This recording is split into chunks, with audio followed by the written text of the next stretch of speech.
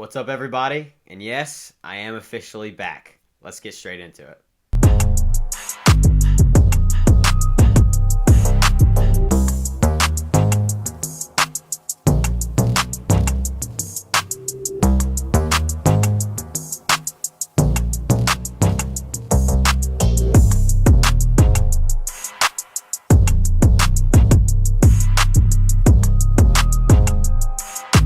What's up, guys?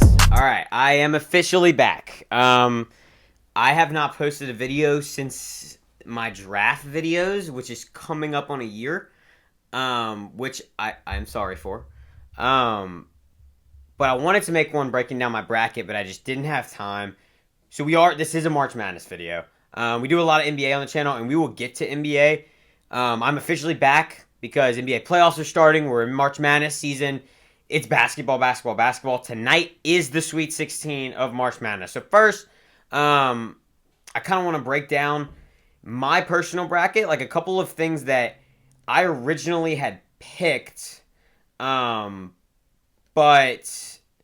didn't go my way, and then we'll review some of those games and stuff like that. So let me get to the official bracket, and then we can break that all down. All right. So, I'll kind of tell y'all a couple of, my final four. I'll start with that. Coming out of the East region, I lost my final four team. I had Kansas. And one of the reasons for that was I thought Darren Peterson was kind of just going to be the guy to take over in March. The three-point shooting for Kansas in that St. John's game was not good. St. John's was not good at all. But Kansas just couldn't get it done. Obviously, St. John's is the game winner, which was a great game in the second round, by the way. That St. John's-Kansas game was awesome because it was gross basketball. It wasn't something that you see a lot in the tournament.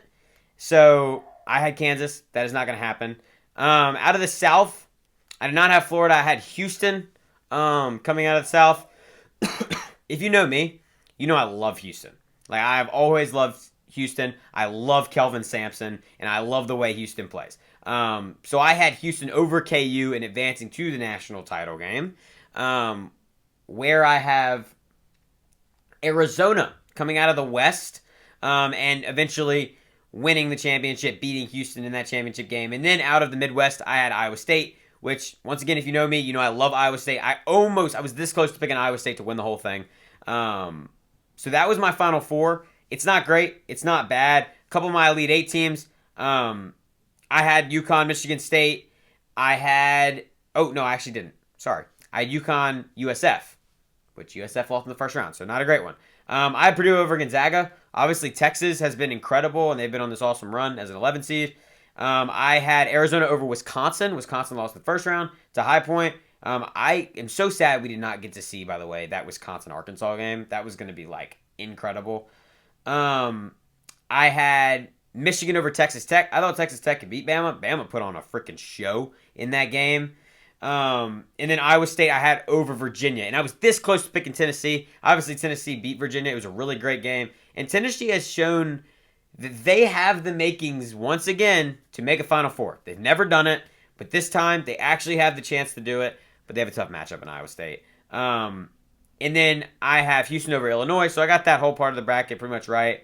And then I had Vandy in my Elite Eight over Florida. It's now Iowa, Nebraska, which we will talk about that later. That's going to be an awesome game. But I really love Vandy this year.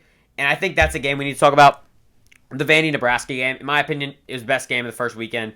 Tyler Tanner. I'm going to go on a little tangent real quick. Tyler Tanner might become my favorite college basketball player of all time. He's on that trajectory to do that. He's a little guard. He's 6 foot max. He has incredible hands on defense. He's a prolific scorer. He can shoot the three ball well. He's a great finisher at the rim. He can finish throughout the trees. He is awesome. And he's a player who I think he will come back next year, and he will be one of the best players in college basketball. And if Vandy can keep him and they can build a team around him, Tyler Tanner next year could be the guy in the tournament that makes a run. So I loved Vandy this year. But Nebraska in that game, they obviously had the Braden Frager game winner. But they were just awesome. Sam Hoiberg, the hustle plays were amazing. Price Sanford, when he gets any like lick of space, he is shooting that thing. And then obviously, like Bright Mask is awesome. And they have a bunch of guys. And Nebraska's a fun team to watch. And they are now in a really good position to make an Elite Eight and have a chance at the Final Four, which is awesome with how Nebraska's season started. And then the way it kind of plateaued, and they started losing to teams, and a lot of people just lost faith in them, which me included. Like I didn't lose faith in them. I just thought Vanderbilt was a lot better. Which it was such a well played game. And then obviously at the end of that game, Frager hits the game winner, and Tyler Tanner throws up that half court shot at the buzzer, and it is halfway in. That ball was in the rim, underneath the rim, and popped back out. That would have been a shot that we would have seen in tournament compilations for so long. It would have been so awesome if that shot went down. But happy for Nebraska. They've had an incredible year. Fred Hoiberg is awesome coach. But Vandy, I just want to shout them out. A couple of other teams, a couple other games I wanted to shout out. Obviously, high point in the first round. First Wisconsin.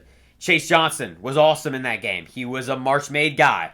And he just shot the lights out. And then he had his first two-pointer of the year. And Wisconsin sadly went down. I was a big Wisconsin believer. And they played really good in that game. It's just down the stretch. High Point was hitting some really, really tough shots. And that's what wins you games. And in the second round, Arkansas, they actually hung with Arkansas for a long time, but Acuff was just a little bit too much.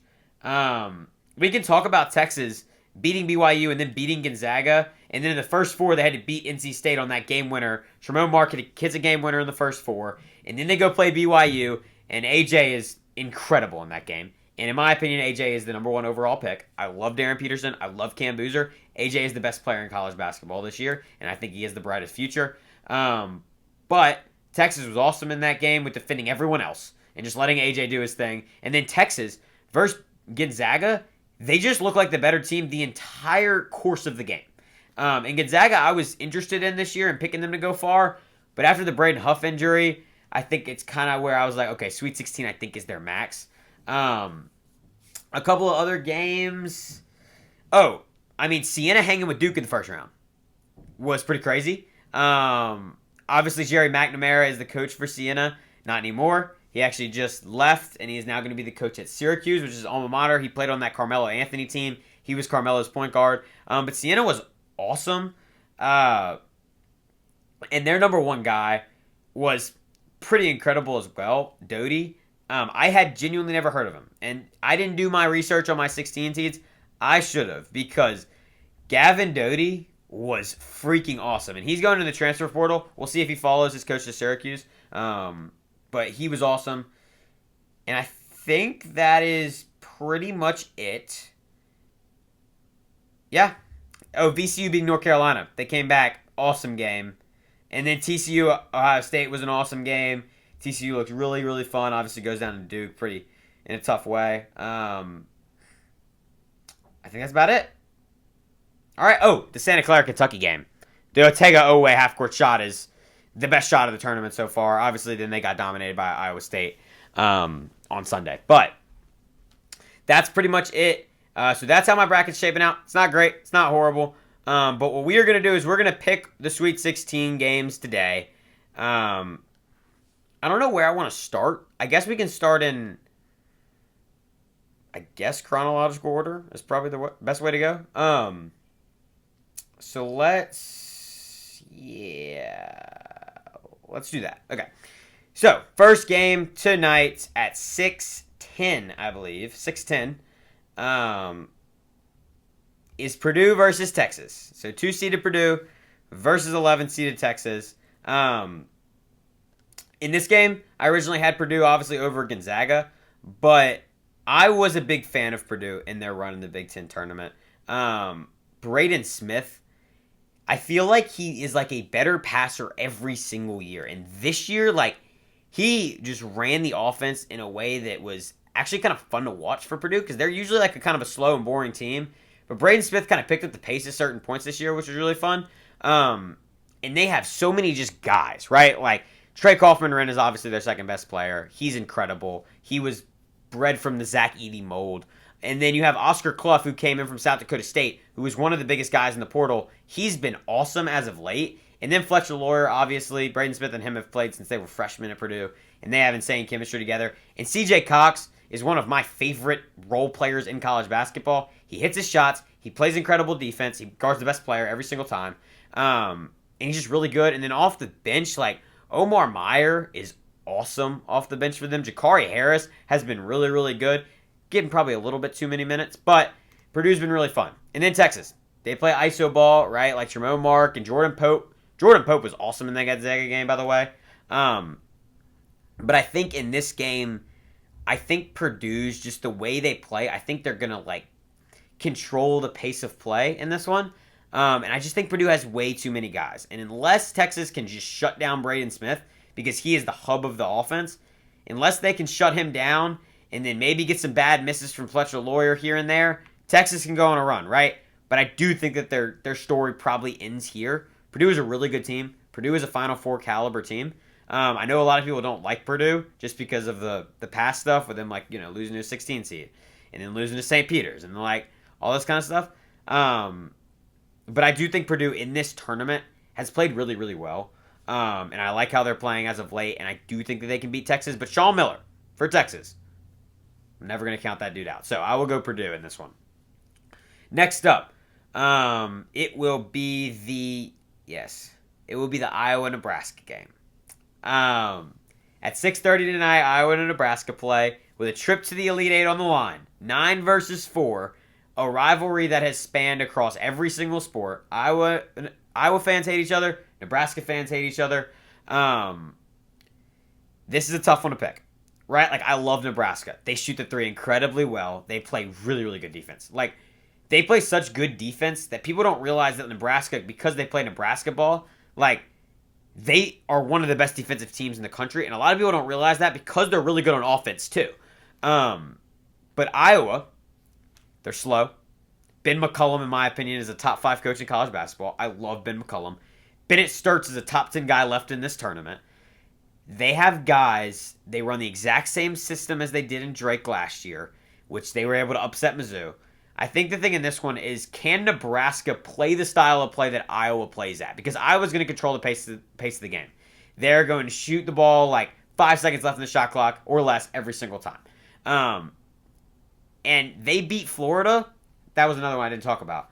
Beating Florida on that game winner, that was such a fun game. But they beat Florida with Bennett Sturts going 0 for 9 from 3. I promise you Bennett Sturts will not go 0 for 9 for 3 again. So unless, like, they could throw a lot at Bennett Sturts and then, like, the other guys don't show up for Iowa, which I don't think will happen, maybe Nebraska can win. Because Nebraska technically is the better team, but I like Iowa, right? Like, I have liked Iowa a lot. I just didn't like their path. So I'm going with the upset in Iowa tonight. I think that Bennett Sturts is going to play really, really well. I think Ben McCollum's going to have his guys ready. And I'm going with Iowa going to the Elite Eight. Nebraska's story ends here. Next up, another great game. Arizona, Arkansas. Tipping off at 8:45 tonight. The 1 versus the 4. Darius Acuff versus Braden Burries and Jaden Bradley. And then you got Koa Pete and Malik Thomas and so many studs in this game. Straight up. So many guys that are going to hear their name called in the first round next year. First off, Arizona, they're my national title pick. I didn't feel great about it just because they haven't done it yet, right? Like, Tommy Lloyd has not done it yet. This is the hump for Tommy Lloyd. This is it. Getting over Calipari, getting over a gritty, so good Arkansas team that probably should have been higher than a 4 seed. This is it, right? So I think for Arizona, I think if they play their game and they play slow and they're able to work it into the post and they hit a couple threes down here like Burries and Del Orso and they hit a couple things, the game will play into Arizona's hand. But Arkansas, they're going to run, right? Like, Acuff is going to be a problem. It doesn't matter how you try to guard him, he's going to be a problem. I think the deciding factor in this game is going to be defense, and I think it's going to be rim protection. And I think for that reason, I'm going with Arizona. They are my national title contender, or winner. So it's hard to pick against them right now until they show me something bad, because they have been really good. But I think right now, Braden Burries has a game. And I think Jaden Bradley shows why he's in this tournament and why he's on the best team in the nation, in my opinion. And I think Acuff does everything he can. I think Malik Thomas does everything he can. But I just don't think that Arkansas has enough because Arizona has so many guys. So I would go with Arizona in this game, but that is going to be awesome. That game could go either way. And then our nightcap tonight, tipping off at 9. Number 3 seeded Illinois versus number 2 seeded Houston. This game, I think, is going to be a classic. I think this is going to be one, could go into overtime, could have a game winner. Something's going to happen in this game because it is the best statistical offense, one of the best statistical offenses of all time in Illinois. They've sloped as of late coming into the tournament, but they've been incredible in the tournament. And then Houston, who has also been incredible in the tournament and plays an awesome form of defense. And Kelvin Sampson is such a good coach. And, Brad Underwood's an awesome coach too. But Houston, I think the defensive ball pressure could get to Illinois. Now, Illinois is really good at not turning the ball over. But I think Illinois is going to have their guards come to play, right? It's going to be Milos Uzan, Emmanuel Sharp, obviously Kingston Flemings. Those 3 guys for Houston, might be the 3 best guards on the floor. Now, you have Keaton Wagler on the other side, who is awesome. You have Andrei Stojakovic, who's awesome. And if you don't know me, you need guard play, in my opinion, to win in the tournament. And both these teams have guard play. But I think Houston being able to have offensive and defensive guard play in this one, and Illinois being so lackluster defensively, I think they can put themselves into a hole pretty quick because Houston is so good defensively. But Houston takes really tough shots, right? If a couple of those shots don't fall, Illinois gets out in transition and bangs 2 threes, then Houston's kind of out of the game. So I think this one could go either way. But I think in the tournament, I lead on better guard play all around, which in my opinion favors Houston. And secondly, defense and rebounding. And I think in that situation, I think that also favors Houston. I am excited to see the Joseph Tugler and Chris Sinak battle versus the Avicic brothers. I think David Mirkovic could be a really, really big player in this game. One of the role players kind of has to step up, I think, for Illinois, whether that's Stojakovic or Mirkovic or Boswell, right? Boswell's not really a role player, but he's kind of the senior leader. But if he steps up, one of those guys has to step up if they want a shot against Houston. It can't just be Keaton Wagler ball. So I will go Houston just because I'm going to lean on that defense and lean on those guards. All right, next. On Friday at 6:35, it is Michigan versus Bama. Bama's playing incredible basketball, especially without Aiden Holloway. I'm not really going to talk about this one much. Michigan's size is too good. Michigan's playing too well. I don't really think Alabama stands a chance. Now, if Alabama is just flying down the floor offensively and defensively, maybe. But Michigan loves to play in transition. So I think everything that favors Alabama, Michigan does better. So I will go with Michigan. I think the size is going to be way too much down low. I think the guard play for Michigan, obviously, I think Elliot Cadeau has to step up eventually if Michigan wants to still win a national title. But I think it's going to be a little bit too much for Alabama. I think they squeak it out. It might be close in the first half, but I think Michigan pulls away late. Next. Another freaking battle. Duke versus St. John's. In D.C., this is going to be awesome. Both these games in the East bracket are going to be awesome. St. John's survived in that Kansas game, right? It was a late push by Kansas. Dylan Darling obviously hits that shot that was, or not shot, but that layup that was so incredible. And Duke is kind of slipping, right? The Siena thing was tough, and then the first half against TCU, they didn't look good. They looked really good in the second half, and they obviously pulled away and won by, I think, almost 20, or maybe more than that. So it is a really tough matchup for me to pick, because I think both teams have a couple flaws, right? I am a Caden Boozer believer, but when does Caden Boozer come down to size? Because he has been great in the first 2 games of the tournament. Can he continue playing like that? Because if he continues playing like that, Duke's probably going to win the national title. And I think Pat Gongba plays a really crucial role in this one. Can he lock down Zuby Ejiofor? Can Cam Boozer lock down Zuby Ejiofor? Because if Zuby's doing what he did in that Kansas game, it's going to be a St. John's win. Because Zuby, when he just goes and gets what he wants, he is the best player on the floor. Saying that, though, I do think the three-point shooting is going to catch up to St. John's, and I think it's going to be in this game because I think Duke has so many good three-point shooters, right? Isaiah Evans and Caden Boozer can shoot it, and Darren Harris off the bench. They have guys that can shoot the ball. So I think Duke being really good defensively and also being able to shoot that 3 ball, I think they can match the intensity that St. John's is going to bring. And they're such a good rebounding team that I don't think they get out-rebounded. And that's how St. John's plays, right? Like they're going to out-rebound you. They're going to outwork you. But Duke doesn't really get outworked much, right? So I think you're going to have to make tough shots if you want to beat Duke. And St. John's doesn't make many tough shots. So I will go Duke in a really, really fun game. Defensive battle. But I will go with the Blue Devils. Next, in Washington, D.C., again, the game right after, Michigan State versus UConn. This is one that I truly don't know who I'm picking right now. Like, I have no clue who to pick.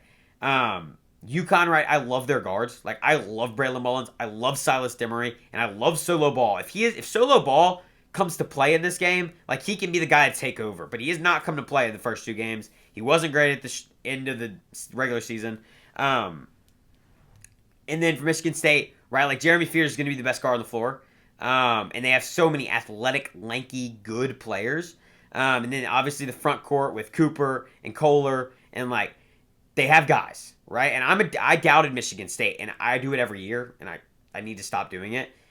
So I think if Michigan State can take away Terrace Reed out of the game for UConn, and the guys for maybe UConn are hitting shots. Like if Mullins is not on, or if Demery's not on, if no one can really hit threes, it does become a problem. And I think Michigan State can kind of lean on not being able to shoot more than UConn can.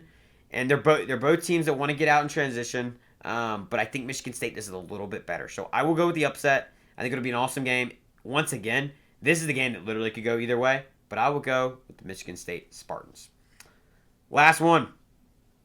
This will be an interesting game. So the last game on Friday night is Tennessee versus Iowa State, the 6 versus the 2.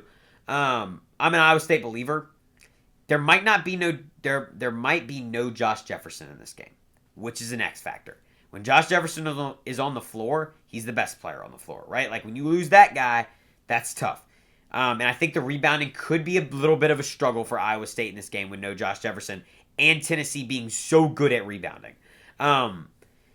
But like, how's Tennessee gonna guard Lipsy and Momcilovic? Like, I don't know if they're gonna be able to do it. And I think Iowa State defensively is gonna take Tennessee out of the game in the first half, just because like I don't know if Tennessee's gonna be knocking down shots. Nate Ament has got to be a guy to step up in this position, right? Because they need another scoring option. Gillespie has been awesome in these first 2 rounds, but they need another scoring option. That's going to have to come from Ament at some point because they can't just live off offensive rebounds. It'll be interesting to see what Felix Okpara does offensively because that's going to be a guy that has to step up for Tennessee. But I think Iowa State being so good defensively and having just so many guys, like I think Killian Torrey is one of my favorite guys off the bench. He now starts for Iowa State, and I think he can have a good game. Like I think Iowa State just has so many places where they can hit you, and if their shooting's on, like they're the best team in the country. So I would go with Iowa State. I think this one will be a pretty easy win. I'm doubting Tennessee again. I hope they prove me wrong, but I will go with Iowa State. So I guess those are all my picks. From now on, I'm going to try to do more and more videos. I'm also going to be making shorts now and then of like coaching hires, which we had a couple big ones recently, and coaching firings and, like teams next year and transfer portal guys, stuff like that on college basketball. And then I'm also going to be doing NBA, right? Like NBA, there's 10 games, 9 to 10 games left in the regular season. Then we get to playoffs or play in and playoffs. So the channel will be ramping up. We're getting into summer. We're getting into the heart of basketball season. So I'm very excited to do it. So those are my picks. Some recaps. Appreciate y'all for being here. Peace.